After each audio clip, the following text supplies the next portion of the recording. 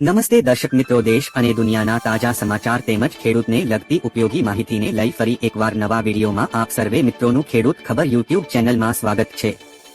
આજના મુખ્ય સમાચારો જોઈએ તો લગ્ન માટે 2,50,000 સહાય, મફત ગેસ સિલિન્ડર નવા જાહેર, મોદી સરકારે ખેડૂતોને ખુશ કર્યા, ખેડૂતોનું દેવું માફ, ગેરંટી સાથે ગામડાઓને મોટી ભેટ, હવે રોબોટ ખેતરોમાં કામ કરશે અને ખેડૂતોનો વીમો ખવાઈ ગયો। તમામ સમાચાર વિગતવાર જણાવું તે પહેલા અમારી ચેનલને લાઇક અને સબસ્ક્રાઇબ કરી દેજો। આજના પ્રથમ સમાચાર જોઈએ તો લગ્ન માટે 2,50,000 સહાય। જો તમારા પણ લગ્ન થઈ ગયા હોય અથવા તો થવાના બાકી હોય તો સરકાર આપશે તમને 2,50,000 રૂપિયાની સહાય। ડોક્ટર સવિતાબેન આંબેડકર આંતરજ્ઞાતિ સહાય યોજના અંતર્ગત રૂપિયા 2,50,000ની સહાય આપવામાં આવે છે। આ યોજનામાં ફોર્મ ભરવા માટે 2 પાત્રમાંથી એક પાત્ર SC કેટેગરીનો હોવું જોઈએ તો જ તમે આ યોજનામાં અરજી કરી શકશો। સમાચાર તરફ આગળ વધીએ તો મફત ગેસ સિલિન્ડર નવું જાહેર। પ્રધાનમંત્રી ઉજ્જવલા યોજનાને લઈને એક રાહતના સમાચાર આવ્યા છે।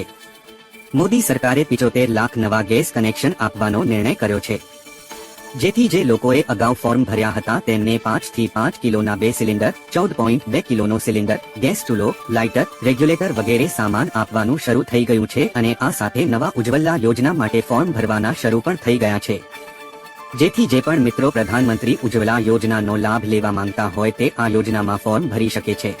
ત્યારબાદના સમાચાર જોઈએ તો મોદી સરકારે ખેડૂતોને ખુશ કર્યા। સરકારે ચૂંટણી પહેલા ખેડૂતો માટે મોટી જાહેરાત કરી છે। સરકાર ખરીફ વાવણી નિમિત્તે ખેડૂતોને ખાતર પર મોટી સબસિડી આપશે। ગુરુવારે કેબિનેટની બેઠકમાં આ માટે 24,420 કરોડ રૂપિયાના બજેટને પણ મંજૂરી આપવામાં આવી હતી। સરકારનું કહેવું છે કે ખેડૂતો દ્વારા ઉપયોગમાં લેવાતું મુખ્ય ખાતર DAP 1,350 રૂપિયા પ્રતિ ક્વિન્ટલના ભાવે મળતું રહેશે। 1 એપ્રિલથી 30 સપ્ટેમ્બર સુધી પીકે ખાતરો પર સબસિડી ઉપલબ્ધ રહેશે। સમાચાર તરફ આગળ વધીએ તો ખેડૂતોનું દેવું માફ, ગેરંટી। કોંગ્રેસ સાંસદ રાહુલ ગાંધીએ ખેડૂતોને લઈને મોદી સરકારને ઘેરી છે।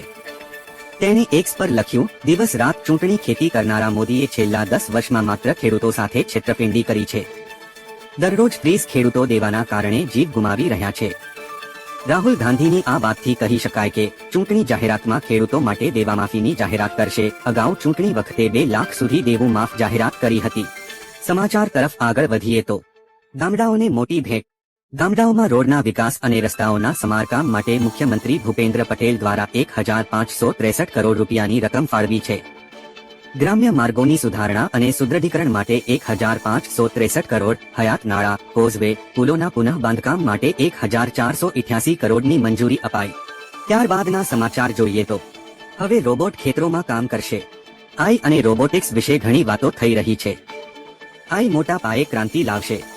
આનો નમૂનો સોશિયલ મીડિયા પર દેખાવા લાગ્યો છે। સોશિયલ મીડિયા પર વાયરલ થઈ રહેલા વિડીયોમાં એક રોબોટ ખેતરોમાં મજૂરોની જગ્યાએ પાક લીડો જોવા મળે છે। આ વિડીયો ફાર્મિંગ ડેટાબેઝ નામના ઇન્સ્ટાગ્રામ એકાઉન્ટ પરથી શેર કરવામાં આવ્યો છે। તેને અત્યાર સુધીમાં લાખો વખત જોવામાં આવી છે।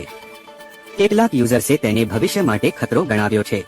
સમાચાર તરફ આગળ વધીએ તો ખેડૂતોનો વીમો ખવાઈ ગયો। ગઈકાલે કિસાન કોંગ્રેસ દ્વારા આક્ષેપ કરાયો હતો કે છેલ્લા 4 વર્ષમાં 8 વીમા કંપનીઓ ખેડૂતોના હકના 35 થી 40,000 કરોડ રૂપિયા વીમા કંપનીઓ ચાં કરી ગઈ છે અને આજે વિધાનસભામાં સત્તાવાર ખુલાસો થયો છે કે છેલ્લા 3 વર્ષથી ગુજરાતમાં વડાપ્રધાનની ખેડૂતો માટેની મહત્વની પ્રધાનમંત્રી ફસલ વીમા યોજના બંધ હાલતમાં છે।